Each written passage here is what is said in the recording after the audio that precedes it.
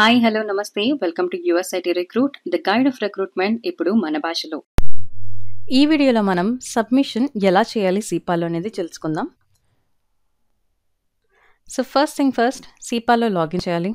Login చేసిన తర్వాత మనకి జాబ్ పోస్టింగ్స్ ట్యాబ్ కనిపిస్తుంది, దాని మీద క్లిక్ చేయండి. క్లిక్ చేసిన తర్వాత మనకి జాబ్ పోస్టింగ్స్ పేజ్ ఓపెన్ అవుతుంది. టాప్ రైట్ సైడ్ మనకి సర్చ్ బార్ కనిపిస్తుంది, అది క్లిక్ చేసి జాబ్ కోడ్ ఏదైతే ఉందో దాన్ని ఎంటర్ చేయండి. జాబ్ కోడ్ ఎంటర్ చేసి సర్చ్ చేసిన తర్వాత సర్చ్ రిజల్ట్స్లో మీకు జాబ్ డీటెయిల్స్ కనిపిస్తాయి. ఫుల్ డీటెయిల్స్ ఓపెన్ అవ్వడానికి ఐదర్ జాబ్ కోడ్ అన్నా క్లిక్ చేయండి లేదా జాబ్ టైటిల్ అన్నా క్లిక్ చేయండి, so that full job description మీకు ఓపెన్ అవుతుంది. ఇలా ఓపెన్ అయిన తర్వాత టాప్ రైట్ సైడ్లో మీకు స్మాల్ టిక్ బటన్ ఆప్షన్ కనిపిస్తుంది, దాని మీద క్లిక్ చేయండి. క్లిక్ చేసిన తర్వాత మీ క్యాండిడేట్ యొక్క ఇన్ఫర్మేషన్ ఇవ్వాలి. ఇక్కడ ఈమెయిల్ ఐడి కానీ లేదా మొబైల్ నెంబర్ కానీ, సో దట్ డేటాబేస్లో అవైలబుల్గా ఉన్న మీ క్యాండిడేట్స్ రిజల్ట్స్ ఇక్కడ పాపప్ అవుతాయి. ఇఫ్ ఇన్ కేస్ క్యాండిడేట్స్ కనుక మీకు డేటాబేస్లో లేరు అంటే ఇక్కడ యాడ్ అప్లికెంట్ అనే ఆప్షన్ యూస్ చేసి మనం క్యాండిడేట్ని కూడా యాడ్ చేయొచ్చు. ఇక్కడ వన్స్ మన క్యాండిడేట్ రిజల్ట్స్లో వచ్చిన తర్వాత సెలెక్ట్ చేసి సబ్మిట్ ప్రొఫైల్ అనే ఆప్షన్ని క్లిక్ చేయాలి. సబ్మిట్ ప్రొఫైల్ నొక్కిన తర్వాత ఈ పేజ్ ఓపెన్ అవుతుంది. ఇక్కడ అవైలబుల్ డాక్యుమెంట్స్ దగ్గర మనం క్యాండిడేట్ దగ్గర నుంచి కలెక్ట్ చేసుకున్న డాక్యుమెంట్స్ని అప్లోడ్ చేస్తాం. అంటే work authorisation, I-94, driver's licence, RTR, RC, ఇలా క్యాండిడేట్ దగ్గర నుంచి తీసుకున్న డాక్యుమెంట్స్ని మనం అప్లోడ్ చేస్తాం. అప్లోడ్ చేయడానికి సింపుల్గా యాడ్ అనే ఆప్షన్ని క్లిక్ చేయండి. క్లిక్ చేసి మన డివైస్లో అవైలబుల్గా ఉన్న డాక్యుమెంట్స్ని ఇక్కడ అప్లోడ్ చేయాలి. సెలెక్ట్ చేసి ఓపెన్ చేసి అండ్ ఇక్కడ డాక్యుమెంట్ టైప్ ఏదైతే ఉందో దాన్ని సెలెక్ట్ చేసుకుని సేవ్ క్లిక్ చేయాలి.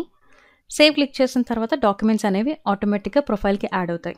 ఇక్కడ మనం ఎన్ని డాక్యుమెంట్స్ సెలెక్ట్ చేసుకున్నామో, ఎన్ని డాక్యుమెంట్స్ అయితే యాడ్ చేసామో అన్నిటిని మనం సెలెక్ట్ చేసుకోవాలి. సెలెక్ట్ చేసుకుని కింద స్టాండర్డ్ ఫీల్డ్స్ అని కనిపిస్తాయి, అక్కడ మ్యాండేటరీ ఇన్ఫర్మేషన్ ఏదైతే ఉందో దాన్ని ఫిల్ చేయాలి. అంటే availability and pay rate information, A tax terms మీద క్యాండిడేట్ని తీసుకుంటున్నాం, and if in case candidate resume కనుక అప్డేటెడ్ రెజ్యూమే మీ దగ్గర ఉంటే ఇక్కడ అప్లోడ్ చేసుకోవచ్చు. ఒకవేళ లేదు అంటే దాన్ని అట్లానే వదిలేసేయండి. అండ్ దెన్ మీకు రెసిపియన్స్ అనే ఆప్షన్ కనిపిస్తుంది. ఇక్కడ ఈ సబ్మిషన్ ఈమెయిల్ మనకి ఎవరికైతే పంపించాలనుకుంటున్నామో వాళ్ళ ఇన్ఫర్మేషన్ ఇక్కడ సెలెక్ట్ చేయాలి. సెలెక్ట్ చేసిన తర్వాత సింపుల్గా ఒకసారి మళ్ళీ క్రాస్ చెక్ చేసుకుని అన్ని ఫీల్డ్స్ ఫిల్ చేశారా లేదా అనేది సింపుల్గా సేవ్ క్లిక్ చేయండి.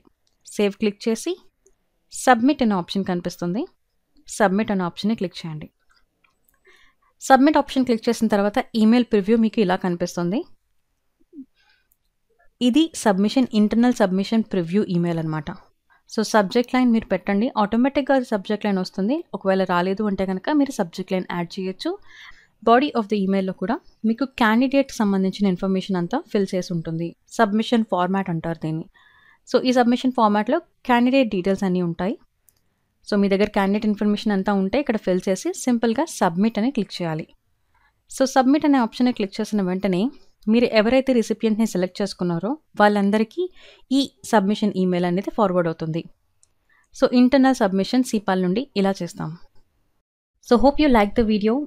ఈ వీడియో కనుక మీకు నచ్చినట్లయితే లైక్ చేయండి, షేర్ చేయండి అండ్ మరిన్ని వీడియోస్ కోసం మా ఛానల్ని సబ్స్క్రైబ్ చేయండి. That's all for today. Namaste.